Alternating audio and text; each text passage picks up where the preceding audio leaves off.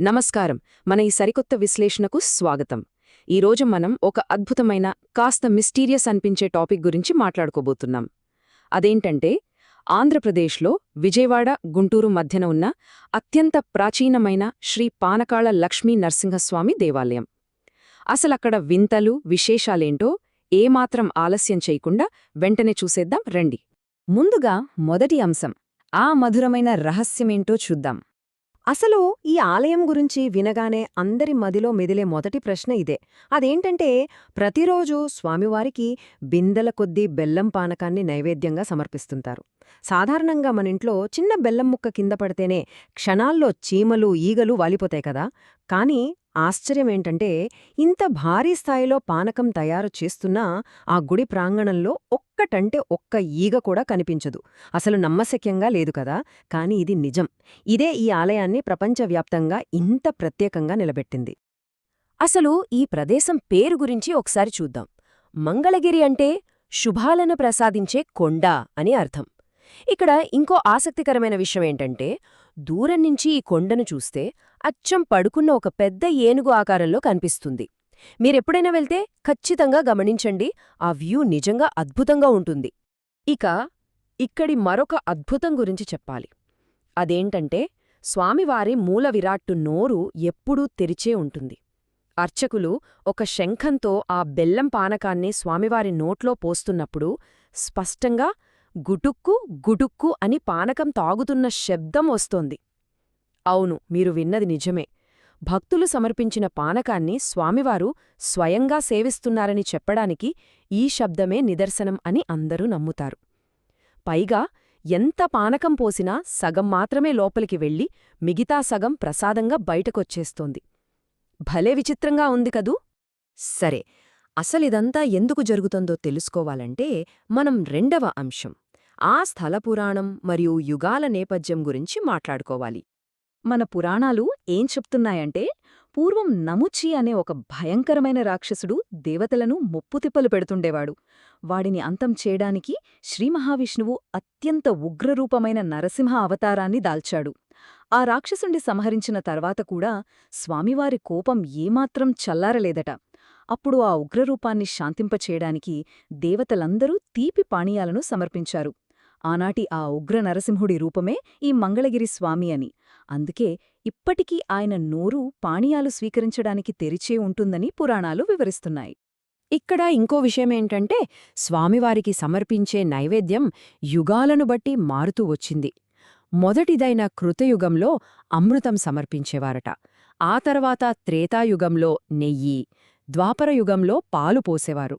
ఇక ఇప్పుడు నడుస్తున్నది కలియుగం కాబట్టి మనం పానకం సమర్పిస్తున్నాం. చూసరా, అందుకే ఈయనకు పానకాల లక్ష్మీ నరసింహస్వామి అనే పేరొచ్చింది. ఇప్పుడు మూడవ అంశం, ఈ ఆలయ చరిత్ర మరియు అద్భుతమైన శిల్పకళ ఎలా ఉందో చూద్దాం. మనం మంగళగిరి అనగానే ఒకే గుడి అనుకుంటాం. కానీ ఇక్కడ ప్రధానంగా 3 నరసింహస్వామి ఆలయాలున్నాయి తెలుసా. మొదటిది మనం ఇంతసేపు మాట్లాడుకున్న కొండపైన ఉన్న పానకాల లక్ష్మీనరసింహస్వామి ఆలయం. రెండవది కొండ కింద ఉన్న లక్ష్మీనరసింహస్వామి గుడి. ఇక మూడవది గండలయ ప్రాంతంలో ఉన్న గండాల నరసింహస్వామి ఆలయం. ఇలా మొత్తం 3 భాగాలుగా ఈ క్షేత్రం విస్తరించి ఉంటుంది. ఈ కొండ కింద ఉన్న ఆలయ నిర్మాణం చూస్తే మాత్రం ఎవరైనా ఆశ్చర్యపోవాల్సిందే. ఆకాశాన్ని తాకే అంత ఎత్తైన మరియు అత్యంత అద్భుతమైన శిల్పకళతో కూడిన గాలిగోపురం అక్కడుంటుంది.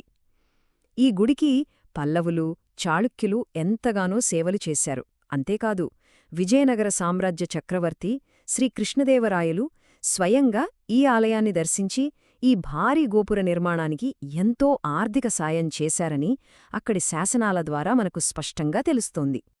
ఇక 4వ అంశానికి వస్తే, ఇక్కడ జరిగే ముఖ్యమైన పండుగలు, ఆచారాలు ఏంటో తెలుసుకుందాం. పండుగల విషయానికొస్తే ఈ గుడిలో సందడి మామూలుగా ఉండదు. ఫాల్గుణ మాసంలో బ్రహ్మోత్సవాలు కన్నుల పండుగగా జరుగుతాయి. అలాగే వైశాఖ శుద్ధ చతుర్దశి నాడు నరసింహ జయంతిని ప్రతీ నెల స్వాతి నక్షత్రం రోజున ప్రత్యేక పూజలను నిర్వహిస్తారు.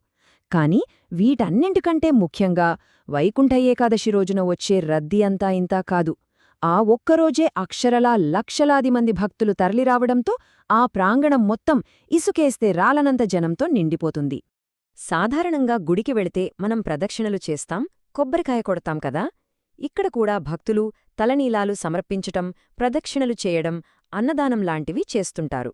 కాని ఇక్కడి అత్యంత ముఖ్యమైన, ఎట్టి పరిస్థితిలోనూ మిస్సవ్వకూడని ఆచారం ఒకటుంది. అదేంటంటే స్వామివారికి స్వయంగా పానకం, చక్కెర లేదా బెల్లం సమర్పించడం. ఇక్కడికి వెళ్తే పానకం పోయించడం మాత్రం అస్సలు మర్చిపోకూడదు. సరే, మరి మనం అక్కడికి వెళ్ళాలంటే ఎలా? 5వ అంశం, దర్శన సమయాలు, ప్రయాణ మార్గాల గురించి ఇప్పుడు చూద్దాం. కొండపైకి వెళ్లడానికి ప్రధానంగా 2 దారులున్నాయి. భక్తితో దీక్షగా వెళ్లాలనుకునేవాళ్ల కోసం సాంప్రదాయ కాలినడక మార్గముంది.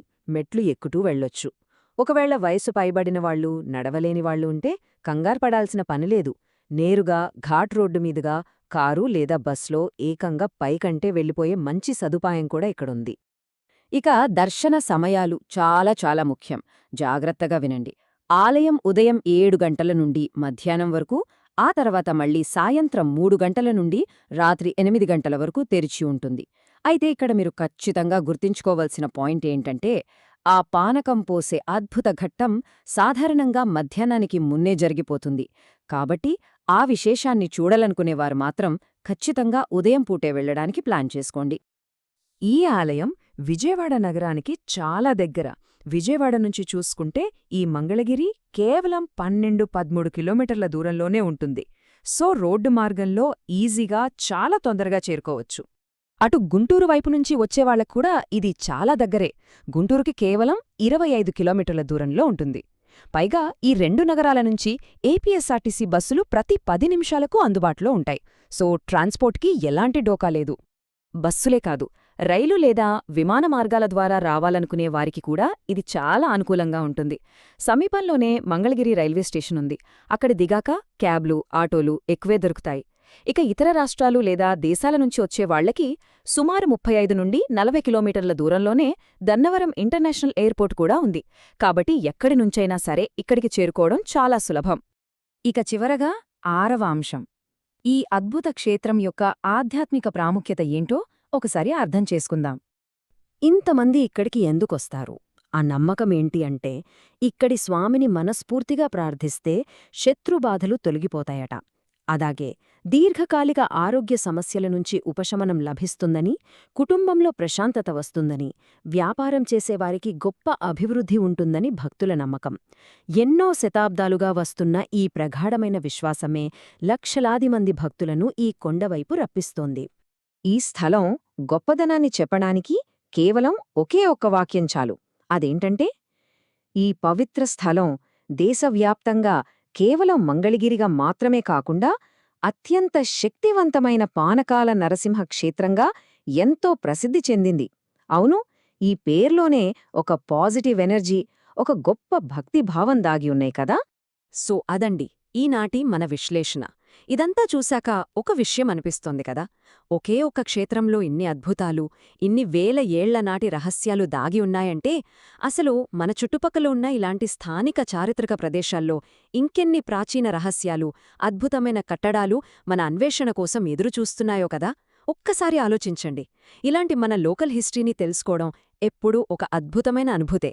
సరే మరి, మరొక ఇంట్రెస్టింగ్ టాపిక్తో మళ్ళీ కలుద్దాం.